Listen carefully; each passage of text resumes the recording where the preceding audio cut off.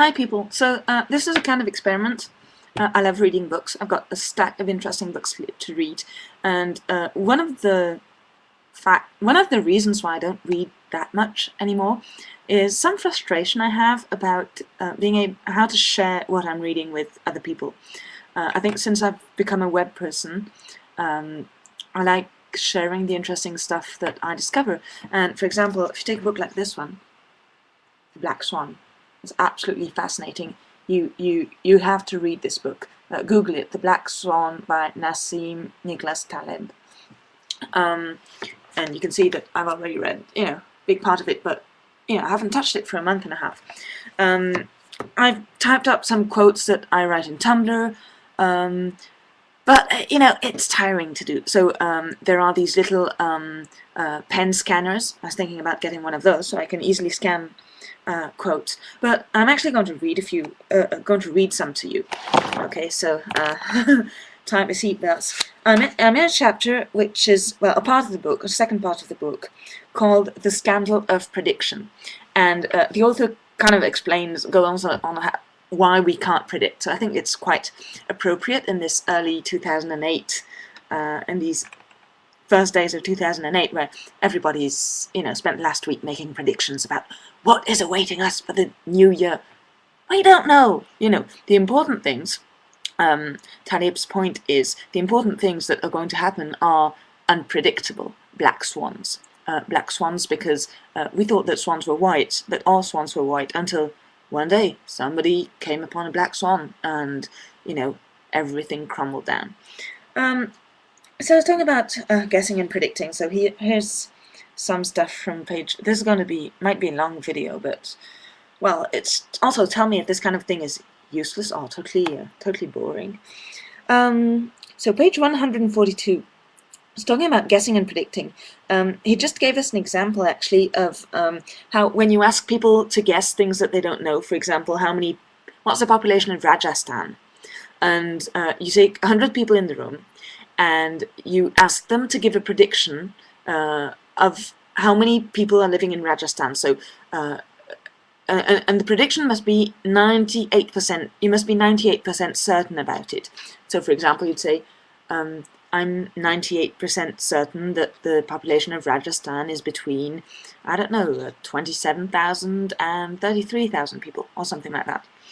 And so, if you do that, you realize that people are usually very, very wrong, and even when they're free to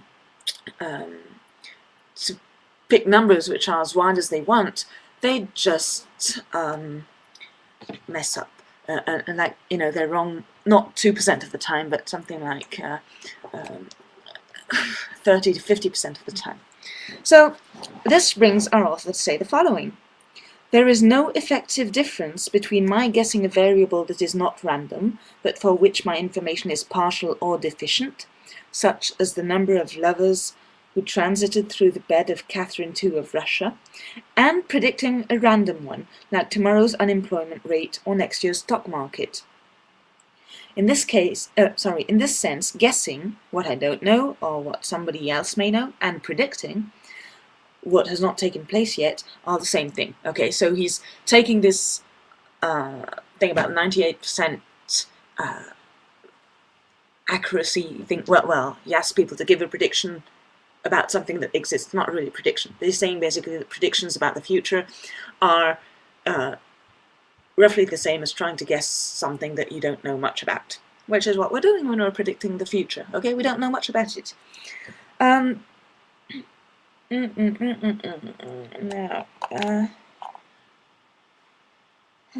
Well, okay. Well, I don't know if that was the most interesting bit. Let's quote. Gets interesting on page 142. It's warm under my desk. I've got a radiator under the desk. Let me just turn it down a bit. I'll take this off. There. Okay, so page 143. There's going to be quite a bit of reading here. I recall visiting a friend at a New York investment bank and seeing a frenetic hotshot master of the universe type walking around with a set of wireless headphones wrapped round his ears and a microphone jutting out the right side that prevented me from focusing on his lips during my 20-second conversation with him. I asked my friend the purpose of that contraption. "Oh, he likes to keep in touch with London," I was told. Now here's the interesting bit. When you're employed, hence dependent on other people's judgment, looking busy can help you claim responsibility for the results in a random environment. Yeah, I noticed that when I was in first year of arts at university. The university went on strike because they were reducing the money that the state gave to the university and all that. So anyway, university went on strike, and we went on strike for something like 4 weeks. I remember voting against the strike because I thought it was kind of ridiculous for students to go on strike. But on the other hand, once the strike had been voted by the majority, I thought, well, university, the students have decided, so I played along and went on strike, etc. But the thing that struck me was, after the strike, the organizers said, look how efficient our strike was, because they backed away for this or that thing. They came back upon a previous decision.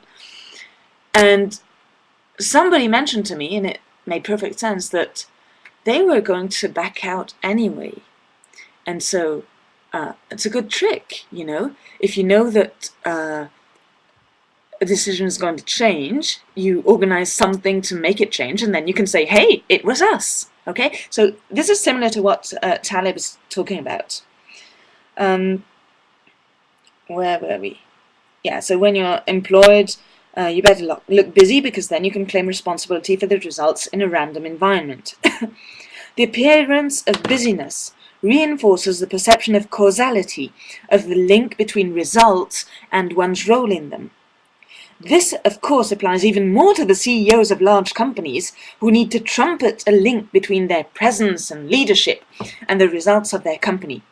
I'm not aware of any studies that probe the usefulness of their time being invested in conversations and the absorptions of small-time information, nor have too many writers had the guts to question how large the CEO's role is in a corporation's success. I quite like that bit. Let us discuss one main effect of information, impediment to knowledge. Yeah, basically what he's saying is that the more you know, the worse your decisions turn out to be. And he tells us the story of Onassis. Aristotle... Okay, these are names that I'm used to saying in French, so sorry. Aristotle Onassis. I don't know if you pronounce it like that. Perhaps the first mediatized tycoon, was principally famous for being rich and for exhibiting it. An ethnic Greek refugee from southern Turkey, he went to Argentina, made a lump of cash by importing Turkish tobacco, and became a shipping magnate.